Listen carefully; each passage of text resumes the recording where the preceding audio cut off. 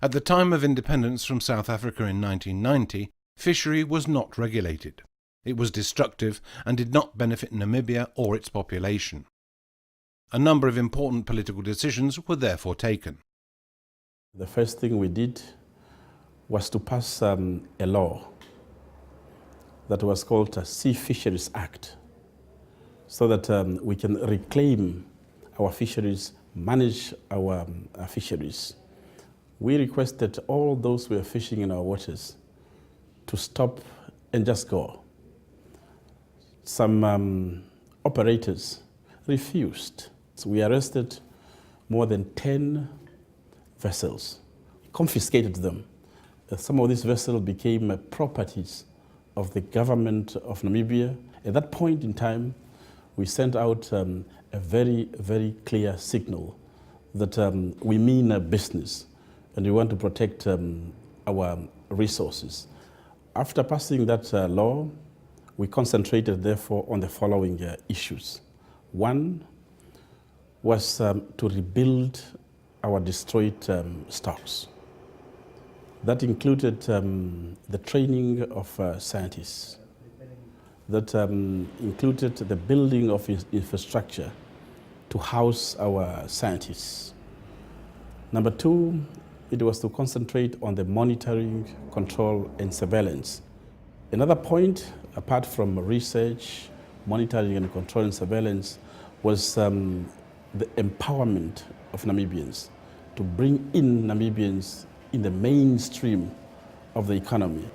Of course, this idea of bringing Namibians without money, without skills, was not welcomed by many. I was heavily criticized. Many people were calling me different names, but I was saying that wars in the world do take place because of natural resources, because of exclusion. And we knew that we were coming out of the war, and to be able to attend to the issues of peace, how can we share in the natural resources? Who was allowed to fish in Namibia's waters was regulated by means of issuing special fishing permits. People are granted what is called fishing rights. Based on your investment, based on the participation of Namibians. The fishing right, that was their negotiating tool. By charging a fee for those fishing companies who commercially exploited the country's fish resources, they solved the problem of financing the fishery administration. Subsidies are not part of Dr. Ayambo's thinking. I hate subsidies. We in Namibia, we don't subsidize our industry. Subsidy for me should be done away with. It's a distortion of trade. It's unfair for those who are managing their resources properly. What we did was to put up what is called Marine Resources Fund by charging the industry for utilizing the natural resource. You pay what is called fish quotas. And the fish quotas is what we use then to take part of that for training. It's what we use for the patrol. It's what we use for the building of our infrastructure.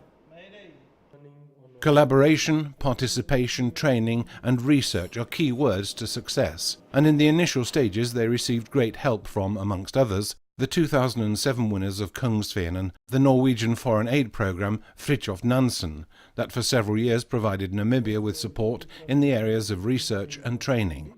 But another important factor has been the political resolve.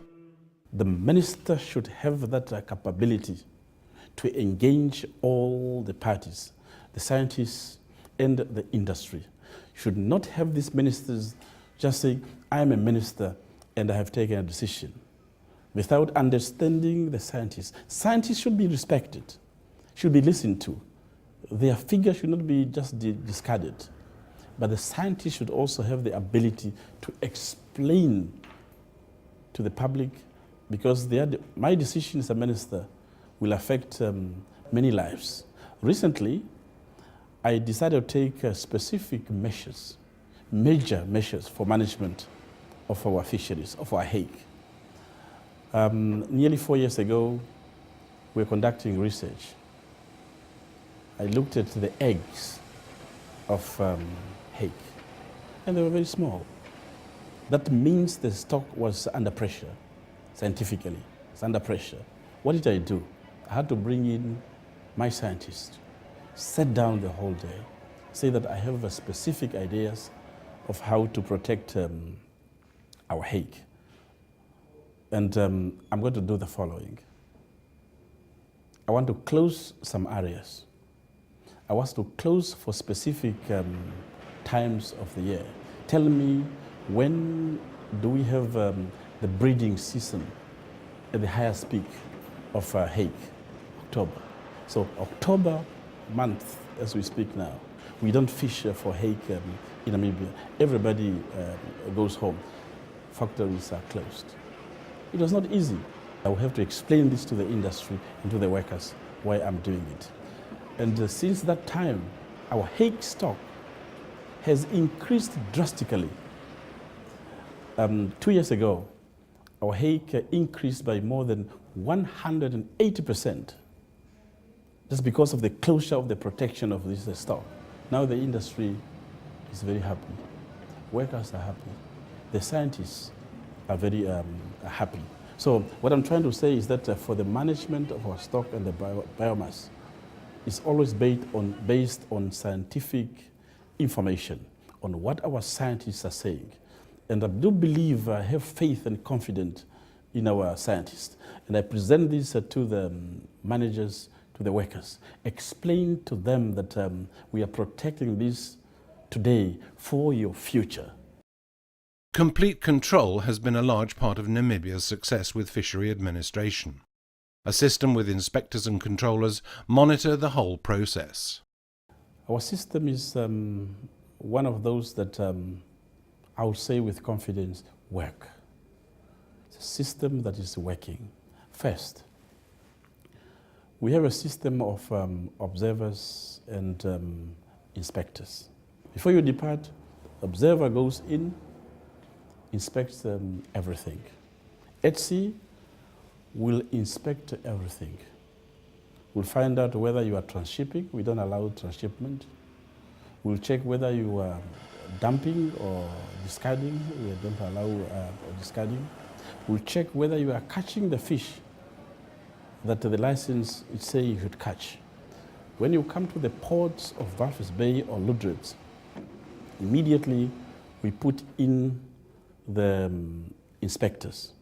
The inspectors will check also the offloading, and when you're in the factory, there are fisheries inspectors to find out how much fish you've caught, whether you have caught small fish, whether you have a lot of bycatch, and then we penalize you. Before the fish then is taken to the airport, we know exactly what was caught in our waters and what has gone out. At the same time, we will send it to see planes, patrol planes, to find out, to spot some targets that maybe are fishing illegally. At the same time, we have the patrol boats. If the plane finds a certain target suspected, we immediately send the patrol vessel. And then we find that they are fishing there illegally, we bring them here on the port of Walvis Bay. Another instrument for regulating fishery is, as in so many other places, a fishing quota based on important research. Once you have a fishing right, then annually you apply for quotas, the portions, that we give you after we have conducted a scientific survey. So when you give these people then the quotas, you say the fishing season starts from today and it ends on this. So that means that if you were to overcaught the fish you are given, you are penalized.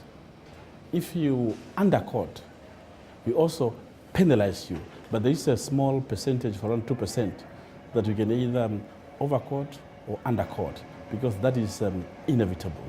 But if you were to go above that, that means you are doing it deliberately. So if you undercut, that you have a chance to have given this fish back 3 months ago to the ministry, and then we allocate it to somebody else who would have kept jobs. So if you are given a certain amount of fish, we expect you to be in a certain limit. If you don't do so, you are penalized. The same thing in terms of bycatch. If you give you hake, and we find that you have caught horse mackerel, we'll penalize you. Fish is today the country's next biggest export product and the third largest factor for the country's GNP. Many Namibians have found employment in the industry both on land and at sea. External factors such as global warming, financial crises and oil prices affect the fishing industry and the stock of fish. But the biggest threat, according to Dr. Ayambo, comes from another direction. The worst enemy are human beings. If they don't listen to scientists, if we fish the small fish illegally, if we don't have political power to take decisions, then human beings can be the worst enemies. The scientists, they have told humanity about all problems. They have done their research, telling us that many parts of the world's stocks are threatened. They have given us the state of the environment, hard facts. They have done everything. Now, for me, it is now the responsibility of politicians to have the political will to take difficult decisions when need be. Through the United Nations, we have taken decisions. We have the law of the sea. We have the compliance agreement. We have the straddling stock. We have the FAO code of conduct. Literally, we have the necessary instruments. And this thing of going every year to different conferences and for the world leaders to come up with the new instruments, reviewing what was not implemented, should also come to an end. We need to implement what we have agreed on to be able to sustainably and protect the resources of the world. So I'm trying to say is that we know the problem and we also know the solution. The problem is a lack of a decision for us to say, stop it now. Dr. Abraham Ayambo's visions for a better life for the people of Namibia do not stop at the country's borders. Africa, personally, I think that there's too much poverty, much food insecurity, but I think we can do something. We are the second biggest continent, one would say, with a lot of water. Being seawater, Africa is surrounded by water. Being inland water. So I do believe that Africa would need an African agenda. An African agenda on fisheries and aquaculture development to ensure that we produce food and we manage our resources sustainably. Africa at the moment, not many countries, because of wars, because of conflicts, people will need assistance. Namibia, of course, is keen to assist where we can. We have been sharing our patrol vessels, our research vessel, particularly with our neighbor, Angola, and we want to continue that way. But I think we need an African agenda to give more hope in terms of food production. My other dream is a dedicated program for the training of African scientists in the area of environment and oceans, if we are to manage sustainably, to look at the monitoring and control, something dedicated. Otherwise, we'll continue saying that people cannot patrol their waters, there's illegal fishing. The reality is that both financial and human capacity, and that has to be built. Only if you had an African agenda, but also given resources. And finally, my other vision is really to ensure that there is a lot of value addition in countries. I do not believe this thing of saying value addition can only be added somewhere else. We have done it here in Namibia. If, as a developing country so small as we are, we can put up the administration to add value. What about other African countries with more resources even than ourselves? But their nationals are under poverty. Under poverty while they have plenty. My other hope is that the ministers or the politicians, maybe we should give them a chance to sit down somewhere, look into each other's eyes, and agree that it is sad, the overfishing, the depletion of stocks, and the way the environment is. What can we do as ministers? What we need to do at the moment is to speak less and to take urgent actions.